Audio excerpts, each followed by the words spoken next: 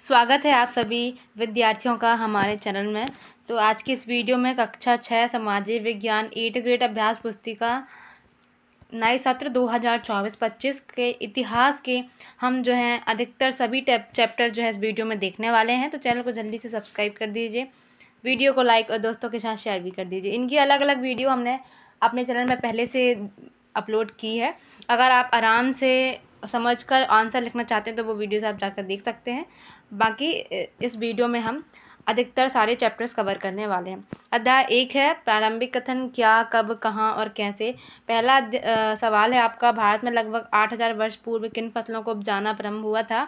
B option सही है इसका, गेहूं और जौ। दूसरा, प्राचीन भारत में सामान्य जन द्वारा कौन सी भाषा सामान्य रूप से बोली जाती थी, तो बी प्राकृत।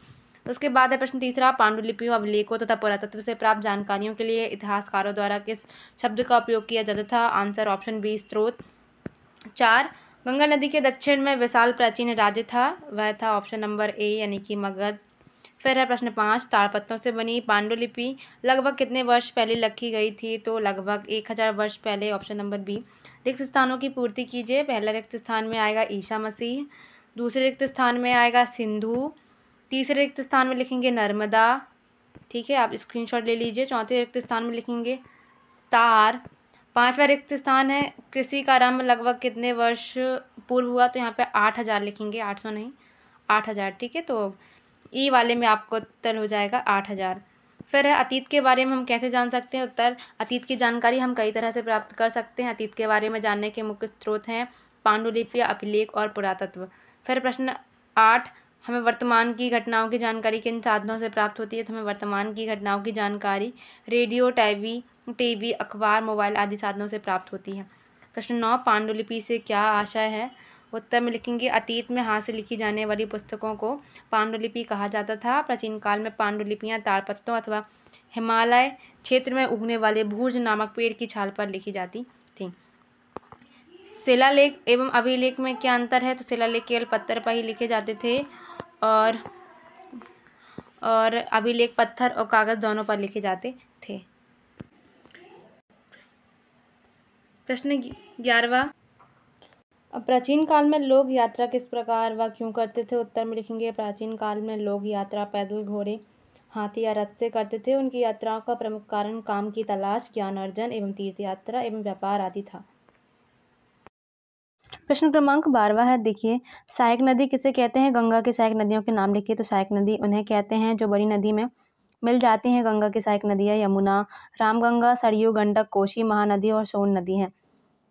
प्रश्न क्रमांक 13, पुरातत्वविद किसे कहते हैं, वे किन चीजों का अध्ययन करते हैं। उत्तर, अतीत में बनी एवं प्रयोग लाई गई वस्तुओं का अध्ययन करने वाला व्यक्ति पुरातत्वविद कहलाता है। पुरातत्वविद पत्थर और ईंट से बनी इमारतों के अवशेषों, चित्रों तथा मूर्तियों का अध्ययन करते हैं। 14, इतिहासकार किसे कहते हैं, वे किन बातों का अध्ययन करते हैं। उत्तर, इतिहासकार उन्हें कहते हैं जो अतीत का अध्ययन करते हैं, वे अतीत की घटनाओं का अध्ययन करते हैं। अतः इतिहासकार जासूसों की तरह अतीत को जानने का प्रयास करते हैं। 15, कॉमन एरा एवं बिफोर कॉमन एरा से क्या आशय है। तो कॉमन एरा एक कैलेंडरी सिस्टम है जिसे कोई पश्चिमी समाजों में ईस्वी सन के रूप में भी जाना जाता है, इसे सीई के रूप में दर्शाया जाता है। और बिफोर कॉमन एरा, इसका उपयोग उन वर्षों को दर्शाने के लिए किया जाता है जो कॉमन एरा या ईस्वी सन से पूर्व होते हैं। आप जो वीडियो का है वो पॉज करके स्क्रीनशॉट ले लीजिए, फिर आराम से लिख लीजिएगा।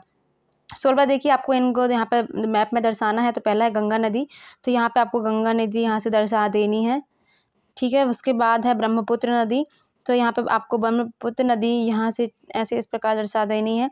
उसके बाद है पूर्वी एवं पश्चिमी घाट, तो आप पूर्वी एवं पश्चिमी घाट में दर्शाएंगे, ये आपके पूर्वी घाट हैं और ये आपके पश्चिमी घाट हैं।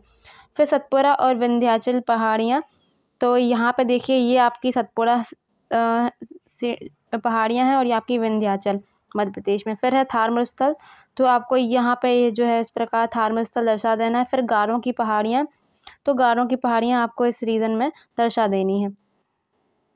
अध्याय 2 है आपका आखेटक खाद्य संग्राहक से भोजन उत्पादन तक। पहला है आखेटक खाद्य संग्राहकों द्वारा उपयोग में लाए जाने वाले किस सामग्री के औजार वर्तमान में भी उपयोग में आते हैं। तो ऑप्शन नंबर बी पत्थर के। हम थोड़ा जल्दी आंसर बताने की प्रयास करेंगे ताकि जो वीडियो है वो ज़्यादा लंबी ना हो। देखिए, फिर प्रश्न क्रमांक दूसरे का उत्तर हो जाएगा आपको प्रश्न क्रमांक दूसरे सही विकल्प में बी उत्तर सही लगाना है, अनाज व वनस्पतियों को पीसने में।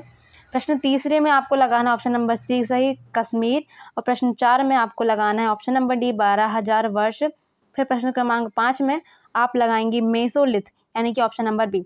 फिर रिक्त स्थानों की पूर्ति कीजिए, तो पहले रिक्त स्थान में आप उत्तर लिखेंगे गर्तवास, पहले रिक्त स्थान में आप लिखेंगे गर्तवास। बी रिक्त स्थान में 2 रिक्त हैं, तो पहले रिक्त में आप लिखेंगे ओखली और दूसरे स्थान में लिखेंगे मूसल। फिर है सी में आप लिखेंगे मेहरगढ़, डी भी लिखेंगे आप भंडारण, और तो ई में आप लिखेंगे पूरा पाषाण।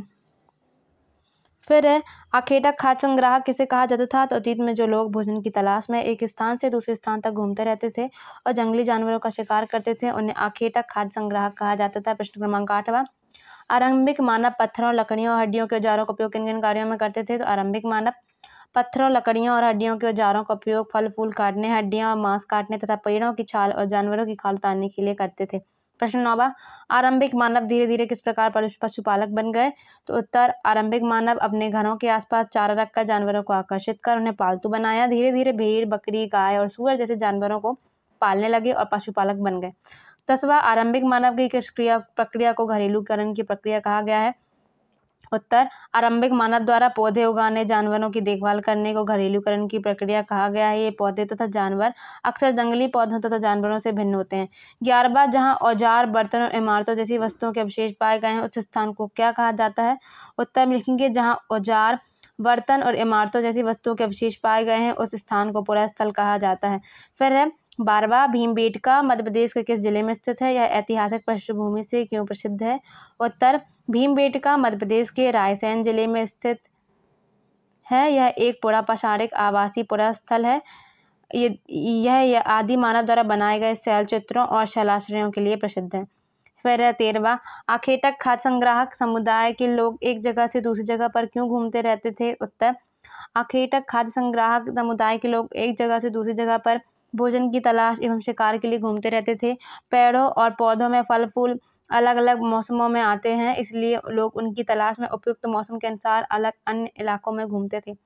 14वां, नवपाषाण युग में मिट्टी के बर्तनों का उपयोग किस प्रकार किया जाता था, उत्तर नवपाषाण युग में मिट्टी के बर्तनों का उपयोग चीजों को रखने के लिए किया जाता था। धीरे धीरे लोग बर्तनों का प्रयोग खाना बनाने के लिए भी करने लगे। 15वां, मेहरगढ़ के बारे में 8 से 10 वाक्यों में विवरण दीजिए, तो मेहरगढ़ ईरान जाने वाले सबसे महत्वपूर्ण रास्ते बोतन दर्रे के पास एक हरा भरा समतल स्थान है। मेहरगढ़ में संभवतः वह स्थान है जहां किसी पुरुषों ने इसी इलाके में सबसे पहले जौ और गेहूं उगाना और बकरी पालना सीखा। यहाँ पर विभिन्न प्रकार के जानवरों की हड्डियां मिली, इसमें चौकोर तथा आयताकार घरों के अवशेष भी मिले। 16वां, देखिए आपको यहाँ पे मानचित्र में ये सारी चीजें दर्शानी है। पहली है भीमबेटका, तो भीमबेटका ये मध्य प्रदेश में दर्शाएंगे। दूसरा है बुर्ज होम। तीसरा आपको यहाँ पे दर्शाना है इनाम गांव, तो तीसरा जो है इनाम गांव वो आपको देखने को मिल जाएगा यहाँ पर। उसके बाद चौथा है हुसंगी,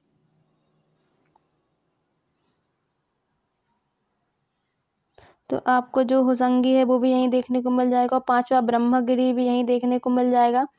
6वें नंबर पे आपको दर्शाना है हल्लूर, तो ये यहाँ पे मिल जाएगा। 7वें नंबर पे आपको दर्शाना होगा महागढ़ा, तो महागढ़ा देख लेते हैं। ये आपको महागढ़ा ये यहाँ पे देखने मिल जाएगा। उसके बाद 8वें नंबर पे आपको कुरनूल की गुफाएं। 9वें नंबर पे देखते हैं एक बार क्या है। 9वें नंबर पे है कोलीड बढ़ावा, तो ये है कोल्ड हवा। उसके बाद 10वें नंबर पे आपको दर्शाना है मुंबई। 11वें नंबर पे पय्यमपल्ली। 12वें नंबर पे कृष्णा नदी और 13वें नंबर पे कावेरी नदी। तो इस प्रकार से आपको देखिए स्क्रीनशॉट ले लीजिए और अपनी मैप में आराम से इसको दर्शाइएगा। अध्याय 3 देखिए आरंभिक नगर। पहला जो सही विकल्प है उसके उत्तर में आप लिखेंगे ऑप्शन नंबर बी महान स्नानागार। दूसरे नंबर के विकल्प में आप लिखेंगे बी धौलावीरा। तीसरे में सम्मेलन करना है तो पत्थर और शंख प्राकृतिक वस्तु, फेयंस कृत्रिम वस्तु, पत्थर की मोहर हड़प्पा और मन का चमकाना विशेषज्ञ कार्य। फिर है चौथे में आप लिखेंगे ऑप्शन नंबर सी यानी कि बाढ़। 5वें प्रश्न में आप लिखेंगे ऑप्शन नंबर बी मनके। और छठवें हैं रिक्त स्थानों की पूर्ति कीजिए पूरे ए से लेके ई तक। तो ए में आप लिखेंगे हल, बी में लिखेंगे नगर दुर्ग, सी में लिखेंगे कपास, डी में लिखेंगे लोथल और 5 में लिखेंगे यानी कि ई में लिखेंगे फैयंस। यहाँ पे बिंदी लगा दीजिएगा, फैयंस। फिर है मोहनजोदड़ो के महान स्नानागार की कोई दो विशेषताएं, उत्तर लिखेंगे मोहनजोदड़ो के महान स्नानागार की विशेषताएं। पहली, महान स्नानागार को बनाने के लिए ईंट और प्लास्टर का इस्तेमाल किया गया था। दूसरा, स्नानागार में पानी रिसाव को रोकने के लिए प्लास्टर के ऊपर चारकोल की परत चढ़ाई गई। प्रश्न 8वां, हड़प्पा के नगरों से पुरातत्वविदों को कौन सी चीजें प्राप्त हुई? तो उत्तर, हड़प्पा के नगरों से पुरातत्वविदों को पत्थर, शंख आदि तथा तांबे, कांसे, सोने और चांदी जैसी धातुओं से बनाई गई चीजें प्राप्त हुई थी। 9वां लिखेंगे हड़प्पा कालीन नगरीय व्यवस्था की विशेषताएं। तो पहला, इन नगरों के घर आमतौर पर 1 या 2 मंजिल थे। दूसरा, घर के आंगन में चारों ओर कमरे बनाए जाते थे। तीसरा, अधिकांश घरों में एक अलग स्नान घर होता था और कुछ घर में कुएं भी होते थे। 10वां, नगरीय जीवन की कोई 3 विशेषताएं। पहला, नगरों का निर्माण योजनाबद्ध ढंग से पश्चिमी व पूर्वी भागों में विभाजित किया गया था। दूसरा, सड़कें चौड़ी एवं समकोण पर अवस्थित। तीसरा, जल निकास व्यवस्था तत्कालीन विश्व में सर्वश्रेष्ठ। 11वां, कच्चा माल किसे कहते हैं? कोई उदाहरण लिखिए। तो कच्चा माल उन पदार्थों कहते हैं जो या तो प्राकृतिक रूप से मिलते हैं या फिर किसान या पशुपालक उनका उत्पादन करते हैं। जैसे लकड़ी या धातुओं के अयस्क प्राकृतिक रूप से उपलब्ध कच्चे माल है, इनसे फिर हम कई चीजें बनाते हैं। 12वां, हड़प्पा सभ्यता के लोग कौन सी खनिज धातु से परिचित थे? उनका याद वे किन प्रदेशों से करते थे? तो हड़प्पा सभ्यता के लोग तांबे, टिन, कांसे और सोने की धातुओं से परिचित थे। वे आयात गुजरात, ईरान और अफगानिस्तान से किया करते थे। प्रश्न 13वां, आरंभिक नगर के लोग भोजन में कौन सी चीजों का उपयोग करते थे? तो आरंभिक नगर के लोग भोजन में गेहूं, जौ, दालें, मटर, धान, तेल और सरसों का उपयोग करते थे। आरंभिक नगर के लोग अनाज उगाते थे और जानवर भी पालते थे। 14वां, हड़प्पा सभ्यता की कृषि एवं पशुपालन के बारे में बताइए।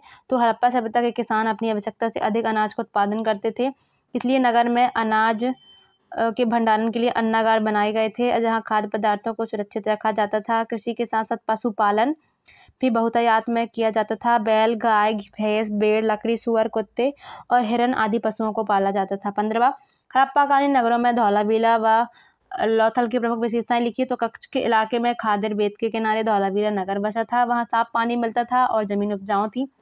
साबरमती के एक उपनदी के किनारे बसा लोथल नगर जो है वह जहाँ कीमती पत्थर जैसा कच्चा माल आसानी से मिल जाता था। दिए गए रेखा चित्र में आपको फिर से यहाँ पर दर्शाना है। तो आप देखिए, पहले नंबर पे आपको हड़प्पा यहाँ पे पाकिस्तान के रीजन में दर्शाना है। दूसरा राखी गढ़ी, तीसरा कालीबंगा और 4 नंबर पे आपको दर्शाना है धौलावीरा। 5 नंबर पे आपको दर्शाना है ये क्या, सुतकोतदास शायद है ना। उसके बाद 6वें नंबर पे लोथल, 7वें पे मोहनजोदड़ो, ये भी पाकिस्तान में आएगा। और 8वें नंबर पे चनहुदड़ो और 9वें में गंबेरी वाला।